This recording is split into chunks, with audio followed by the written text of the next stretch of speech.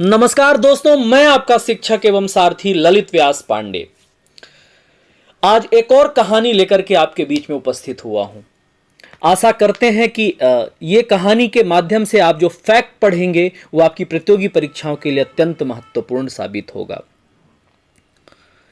24 जुलाई 2021 Tokyo Olympic के पहले ही दिन वो लम्हा आया जब 130 करोड़ भारतीयों का सर फक्र से ऊंचा हो गया और प्रत्येक देशवासी मीडिया, सोशल मीडिया में देशभक्ति के तराने और बधाइयां सुन सकता था, देख सकता था। जी हां दोस्तों, मैं बात कर रहा हूं टोक्यो ओलंपिक के पहले ही दिन देश को सिल्वर मेडल यानी कि रजत पदक दिलाने वाली भारतीय नारी शक्ति मीराबाई चानू की कहानी, जिन्होंने टोक्यो ओलंपिक 2020 जो 2021 में खेला जा रहा है 49 केजी की स्पर्धा में 202 किलोग्राम का कुल वजन उठाकर वेट लिफ्टिंग यानी कि भारोत्तोलक स्पर्धा में भारत की झोली में पहला सिल्वर पदक डालकर 130 करोड़ देशवासियों को गौरवान्वित महसूस कराया।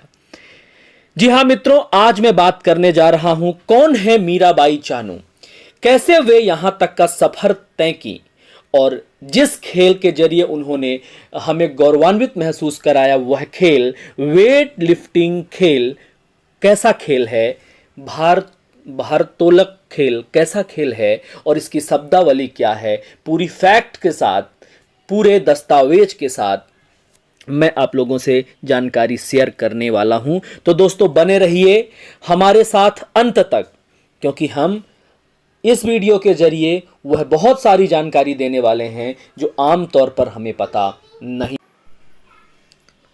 दोस्तों ये हैं मीराबाई चानू। आप ठीक पढ़ रहे हैं, मीराबाई का सिल्वर बदल सकता है गोल्ड में। इसके बारे में भी मैं आपको जानकारी दूंगा कि ये खबर सही है या गलत। तो मैं पहले से बता दूं, ये खबर बिल्कुल सही है। परंतु उससे पहले हम जानते हैं ये जो मीराबाई चानू है ये वेट लिफ्टिंग में पदक जीतने वाली दूसरी महिला हैं। इससे पहले 2000 सिडनी ओलंपिक में कर्णम मल्लेश्वरी ने कांस्य पदक जीता था। ध्यान दीजिए, मीराबाई चानू वेट लिफ्टिंग में पदक जीतने वाली दूसरी भारतीय महिला हैं। इससे पहले सन 2000 में सिडनी ओलंपिक में कर्णम मल्लेश्वरी ने कांस्य पदक जीता था।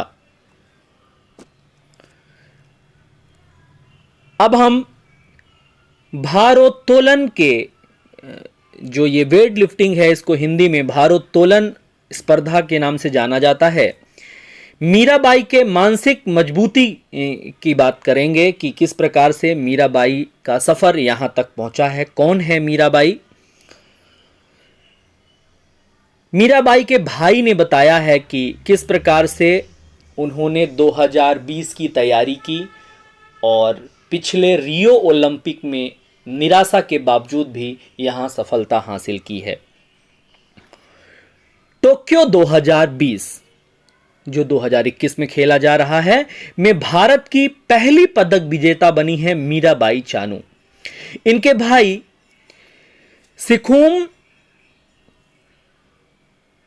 सनातोम्बा मेटल ने 24 जुलाई को पहले ही छुट्टी ले ली थी। इसका प्रमुख कारण यह है कि वह टोक्यो 2020 ओलंपिक में अपनी बहन मीराबाई के मुकाबले को देखना चाहते हैं। बेंगलुरु निवासी सेना के जवान ने मीराबाई चानू का समर्थन करते हुए उनके ओलंपिक में महिलाओं की 49 केजी भारोत्तोलन यानी कि वेट लिफ्टिंग वर्ग में रजत पदक जीतने का जश्न मनाया है। यह पदक मीराबाई की दृढ़ता और धैर्य की निशानी है। आप आगे देखेंगे कि जो बार बार मीराबाई की दृढ़ता और धैर्य की बात की जा रही है वह क्यों की जा रही है।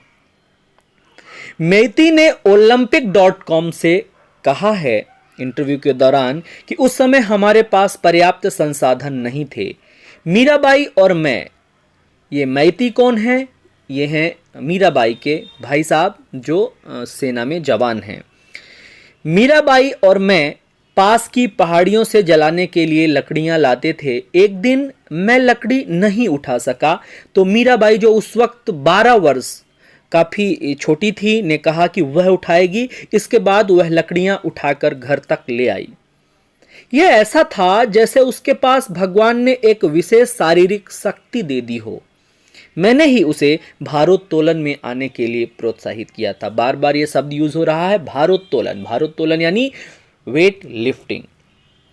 उन्होंने कहा कि युवा मीराबाई बहुत ध्यान केंद्रित करती थी और कई बाधाओं का सामना करने के बावजूद कभी भी पीछे नहीं हटती थी। सबसे बड़ी परेशानी इम्फाल में उनके घर और प्रशिक्षण केंद्र के बीच की दूरी थी। उस उम्र में मीराबाई से 4 साल बड़े उनके भाई ने कहा, प्रशिक्षण केंद्र हमारे घर से 20 से 30 किलोमीटर हुआ करता था। हमारे माता पिता उसे अपनी यात्रा के लिए 10 से 20 रुपए देते थे। गांव बहुत छोटा था और लगभग सभी एक दूसरे को जानते थे। सुबह सुबह ट्रक बाजार चौक से निकल जाते थे। हमें पता लगाना होता था कि कौन सा ट्रक उसके प्रशिक्षण केंद्र की ओर जा रहा है और उसके बाद मीरा को उसमें बैठाकर भेज दिया जाता था। उसने कभी इसको लेकर शिकायत नहीं की थी। वह हर दिन अकेली जाती थी और बहुत मेहनत करती थी। यह बढ़ती उम्र के कारण आवश्यक पोषण के बीच एक एथलीट के विकास का बहुत ही महत्वपूर्ण पहलू था। मीराबाई किसी बेहतर पृष्ठभूमि से नहीं आती हैं और इस कारण उनके माता पिता जो कुछ भी उनके लिए करते थे उन्हें उसमें पूरी तरह से संतुष्ट होना पड़ता था। इसी के साथ उन्होंने ओलंपिक पदक जीतने के अपने सपने को जीवित रखते हुए प्रगति के मार्ग पर आगे बढ़ना जारी रखा। सीमित संसाधनों पर भी कैसे जिया जाता है, ऐसे उदाहरणों से हम सीख सकते हैं। हमारे पास तो कई संसाधन होने के बावजूद भी केवल और केवल हम शिकायतें करते हैं। इसलिए अभी हमने हाल ही में डॉक्टर कलाम की भी जीवनी पढ़ी थी, तो वहाँ से भी हमें संघर्ष के बहुत सारे रास्ते देखने को मिलते हैं और सीखने को मिलते हैं। ये वास्तव में हमें प्रेरित करने वाली कहानियाँ होती हैं। इनसे जुड़े हुए फैक्ट्स तो हमें मिलते ही हैं जो परीक्षाओं के कंटेंट के रूप में हम स्वीकार कर सकते हैं। साथ ही हमारी जानकारी भी बूस्ट होती है। मैती ने कहा कि जब मीराबाई ने प्रशिक्षण शुरू किया तो मेरे माता पिता समझ गए थे कि उसे भारोत्तोलन में बहुत दिलचस्पी है। उस दौरान उनकी एकमात्र चिंता यह थी कि क्या वह उसे पर्याप्त भोजन और पोषण प्रदान करने में सक्षम होंगे, क्योंकि इस प्रकार के एथलेटिक्स के लिए पोषण की सबसे महत्वपूर्ण भूमिका होती है। उसी के विषय में उनके भाई साहब चर्चा कर रहे हैं। वह केले और इस तरह की चीज़ों के लिए कोशिश करते थे कि वह ज़्यादा ना खाए, क्योंकि हमारे परिवार के पास ज़्यादा नहीं था। क्योंकि इस प्रकार की चीज़ें अफोर्ड करनी पड़ती हैं, उसमें पैसे खर्च करने पड़ते हैं। ये चीज़ें घर में उपलब्ध नहीं होती हैं। उनके भाई को अपने सपनों को छोड़ना पड़ा ताकि यह सुनिश्चित हो सके कि परिवार मीराबाई के प्रशिक्षण और पोषण का समर्थन करने की स्थिति में है। उन्होंने कहा, मैंने 2002 से 2006 तक फुटबॉल खेला, लेकिन परिवार आर्थिक रूप से संघर्ष कर रहा था, इसलिए मैंने इसे छोड़ दिया। मैं जब 17 साल का था तो परिवार की आर्थिक मदद के लिए सेना में शामिल हो गया था। रियो ओलंपिक 2016 में मीराबाई का अभियान निराशाजनक रहा था। वह एकमात्र भारोत्तोलक थी जो क्लीन एंड जर्क में एक वैध प्रयास दर्ज करने में विफल रहने के कारण इवेंट को फिनिश नहीं कर सकी थी। इस विफलता ने उन्हें बहुत निराश कर दिया था। वे बहुत टूट गई थीं, वह डिप्रेशन में चली गई थीं। लोगों ने बताया है, यहाँ तक कि उन्होंने खुद बताया है कि उनको डिप्रेशन के लिए मनोचिकित्सक की भी सलाह लेनी पड़ी थी। लगातार वह उनके कंसल्टेंट में रही थी। समझिए, निराशा का इतना खतरनाक दौर देखने के बावजूद भी उनका 2021 में बाउंस बैक करना कितने बड़े संघर्ष और धैर्य की परिभाषा है। ऐसी महिला जो निराशा के दौर में अवसाद का शिकार हुई, मनोचिकित्सक तक की सलाह लेनी पड़ी, इतना टूट गई, उसके बावजूद भी उन्होंने अपनी तैयारी नहीं छोड़ी, अपना संघर्ष जारी रखा। उनका फोकस केवल मेडल पर था। कहा जाता है कि उन्होंने पहले ही घोषणा कर दी थी कि मैं मेडल लेकर के आऊंगी। ये होता है कॉन्फिडेंस, ये होता है तैयारी का कॉन्फिडेंस। इसीलिए छात्रों मैं आपको बार बार कहता हूं कि आपका जो लक्ष्य है वो आपको दिखना चाहिए। सोते जागते आप उसकी तैयारी पर जुटे रहें। हो सकता है एक बार आपको निराशा हो, दूसरी बार निराशा हो, लेकिन बार बार निराशा नहीं होगी, इस बात का ध्यान रखें। लेकिन उनकी इस विफलता ने उन्हें और मजबूत कर दिया और वह एक दृढ़ निश्चय के साथ टोक्यो 2020 के लिए रवाना हुई। टोक्यो 2020 इस गेम का नाम है, हो रहा है 2021। उन्होंने कहा, मुझे लगता है कि इस बार मीराबाई ओलंपिक के लिए मानसिक रूप से ज्यादा बेहतर तरीके से तैयार है। हो सकता है कि रियो में वह मुकाबले को लेकर थोड़ा घबरा गई हो। भारतीय भारोत्तोलक ने शनिवार को 202 किलोग्राम, जिसमें स्नैच में 87 किलोग्राम और क्लीन एंड जर्क में 115 किलोग्राम, इन दोनों को मिला दिया जाए कि संयुक्त लिफ्ट वेटिंग में 202 किलोग्राम के साथ ओलंपिक पदक जीता। संघर्षों की कहानी के बीच एक पदक उनके लिए गौरव का ताज है। आप दोस्तों देख सकते हैं कि ये तीनों पदक विजेता हैं, जिसमें बीच में गोल्ड मेडलिस्ट चीन की जिहाऊ हाउ हैं, जिन्होंने शनिवार को कुल 210 किलोग्राम वजन उठाकर न केवल गोल्ड मेडल जीता है बल्कि नया ओलंपिक रिकॉर्ड भी बनाया है। और जो आपके लेफ्ट हैं वो मीराबाई चानू हैं। शनिवार को 202 किलोग्राम वजन में ओलंपिक में भारत को सिल्वर पदक दिलाया है। और जो आपके राइट में हैं वो हैं चीन की जिहुई हो ने एक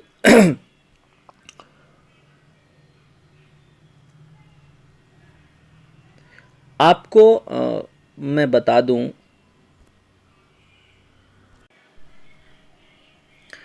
इसमें 3 लोग दर्शाए गए हैं जिनमें वेट लिफ्टिंग चैंपियनशिप में ओलंपिक में जो पहले स्थान पर आई हैं वो चीन की जिहुई हाउ हैं, जिन्होंने शनिवार को कुल 210 किलोग्राम वजन उठाकर न केवल गोल्ड मेडल जीता है बल्कि एक नया ओलंपिक रिकॉर्ड भी बनाया है। गौरतलब है कि इनकी डोपिंग जांच हुई है, जिसका पहले चरण के रिपोर्ट में इनकी जांच साफ सुथरी नहीं पाई गई है। अब दूसरे चरण की जांच के लिए इनकी रिपोर्ट गई है।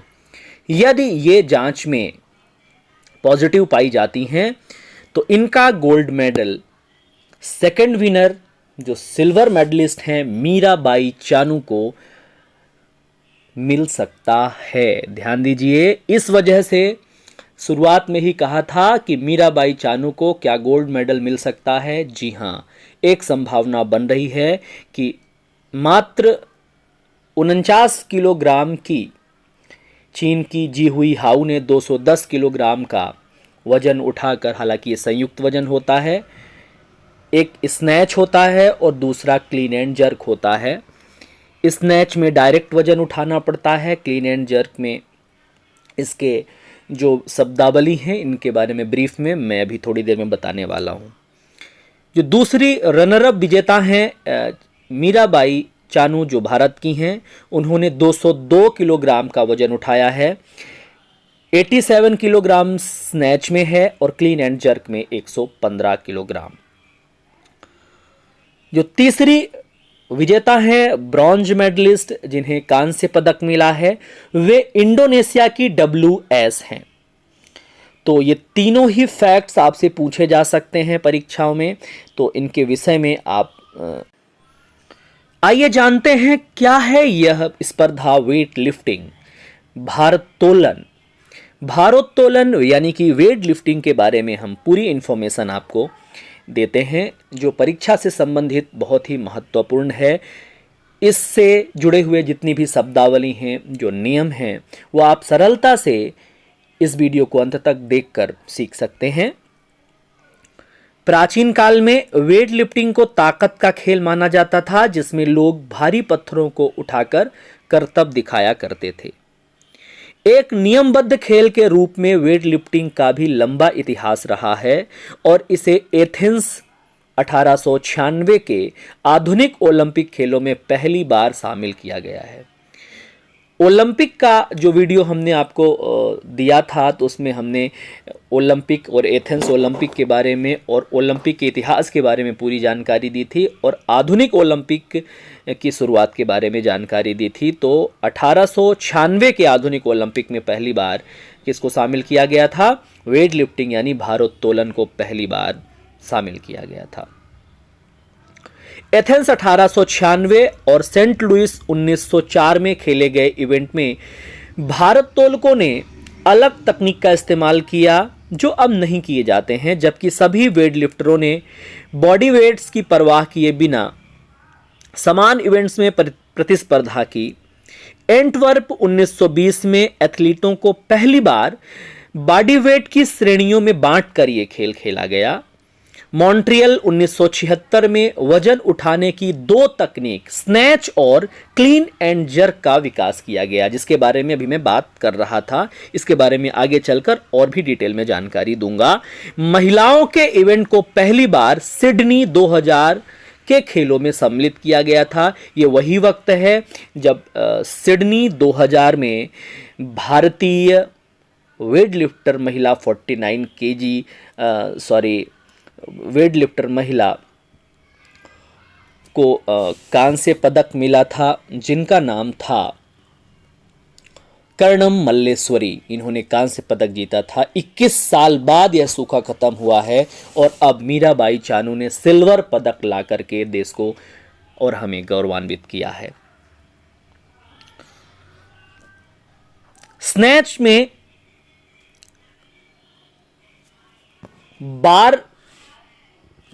में वेट को एक ही प्रयास में फर्श से सिर के ऊपर तक उठाना होता है। जो भी इक्विपमेंट होता है उसको एक ही प्रयास में, एक झटके में फर्श से सिर तक उठाना होता है। इसमें आप वेट नहीं कर सकते, इंतजार नहीं कर सकते, स्टे नहीं कर सकते। इसके विपरीत क्लीन एंड जर्क 2 चरणों वाला एक्शन होता है। इसमें पहले बार को सिर के ऊपर तक उठाने से पहले छाती तक लाया जाता है। इस खेल में प्रत्येक एथलीट को 3 बार वजन उठाना होता है और प्रत्येक प्रयास में उठाए गए उच्चतम वजन को उस एथलीट का उस चरण के लिए स्कोर माना जाता है। पुरुष वर्गों को बांटा गया है। 68 किलोग्राम खुद का वजन है, ये 67 kilogram, 73 kilogram, 81 kilogram, 96 kilogram, 109 kilogram और 109 प्लस किलोग्राम, इतने वर्गों में पुरुषों को बांटा गया है। महिलाओं को बांटा गया है 49 kilogram, 55 kilogram, 55 kilogram, 59 kilogram, 64 kilogram, 76 kilogram, 87 kilogram और 87 प्लस किलोग्राम। खेल का जो सार है शारीरिक और मानसिक ताकत के बारे में, तो देखने में वेट लिफ्टिंग एक साधारण खेल लग सकता है, लेकिन इस खेल में सबसे अधिक शारीरिक और मानसिक नियंत्रण की जरूरत होती है। फर्श से सिर के ऊपर तक 2 बार वजन उठाने के लिए केवल शरीर की हर मांसपेशियों को जुटाना नहीं होता। अत्यधिक शक्ति वाले इस उपलब्धि को हासिल करने के लिए पूर्ण ध्यान, शानदार तकनीक और एक जंग की भावना की आवश्यकता होती है। एथलीटों को अपने नाम पुकारने के 1 मिनट के भीतर एक लिफ्ट का प्रयास करना चाहिए। इसे 2 मिनट तक बढ़ाया जा सकता है। जहां लगातार लिफ्ट करने का प्रयास किया जाता है, शरीर और दिमाग को इतने कम समय में तैयार करना, लय बरकरार रखना और शांत रहना एथलीट के लिए किसी चुनौती से कम नहीं होता। स्नैच में वजन को एक निरंतर गति में उठाया जाता है, जिसमें लिफ्टर गतिहीन होता है और उसके हाथ और पैर की लाइन में होते हैं। क्लीन एंड जर्क में लिफ्टर पहले छाती तक वजन उठाता है और फिर हाथों और पैरों को फैलाता है, फिर पैरों को एक बार फिर लाइन पर रखकर वजन को ऊपर उठाता है। जब बारबेल को उठाया जाता है तो कोहनी मुड़ी हुई नहीं होती चाहिए।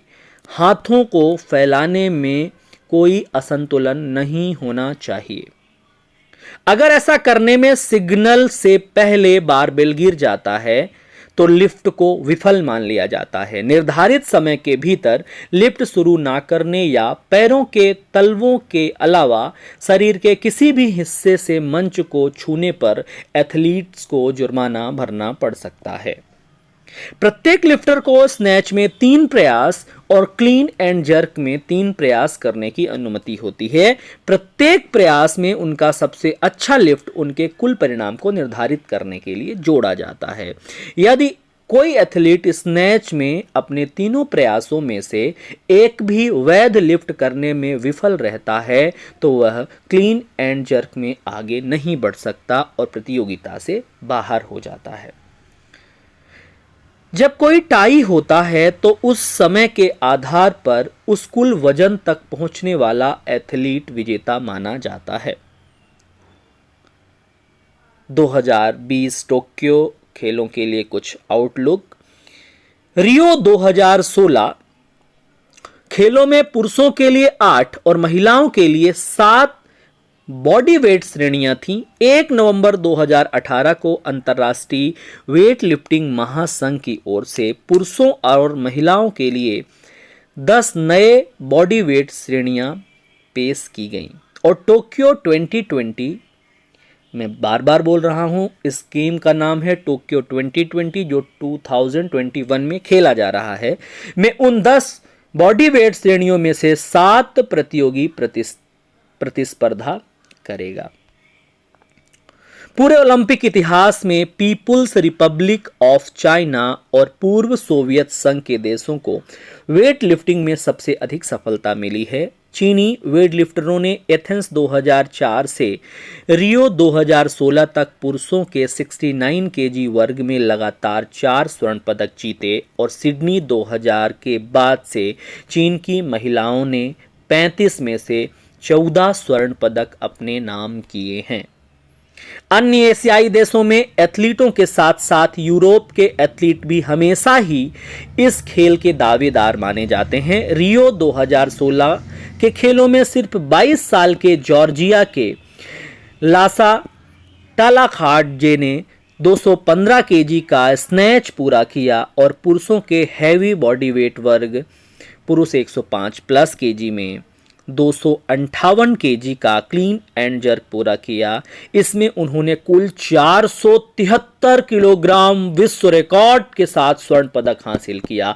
महिलाओं की स्पर्धा में स्पेन की लीडिया वैलेंटिन प्रीज ने महिलाओं के 75 किलोग्राम वर्ग में बीजिंग 2008 में रजत, लंदन में 2012 में स्वर्ण और रियो 2016 में कांस्य पदक अपनी झोली में डाला और टोक्यो 2020 में वो एक और पदक जीतना चाहेंगी।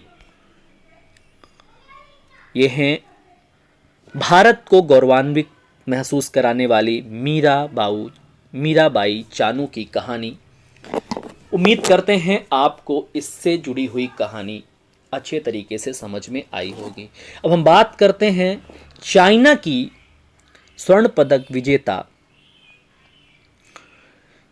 जिनका डोपिंग टेस्ट हुआ है। डोपिंग टेस्ट 2 प्रकार का होता है। एक होता है कंट्री में, अपने स्वदेश में, जिसको नाडा कहते हैं। नाडा का फुल फॉर्म होता है NADA, national anti doping agency. और एक होती है वाडा यानी वर्ल्ड एंटी डोपिंग एजेंसी। नाडा प्रत्येक देशों में होती है। वाडा की भी बहुत सारी एजेंसियां कई देशों में स्थित हैं। भारत में नाडा का मुख्यालय दिल्ली में है।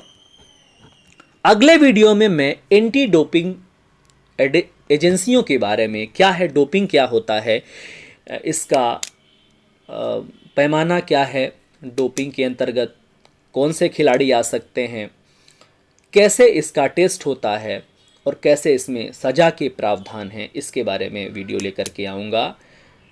आशा करते हैं कि आपको ये पूरी जानकारी उपयोगी लगी होगी। ऐसे ही और नए जानकारी भरे वीडियो के साथ मैं आपके बीच में उपस्थित होता रहूँगा।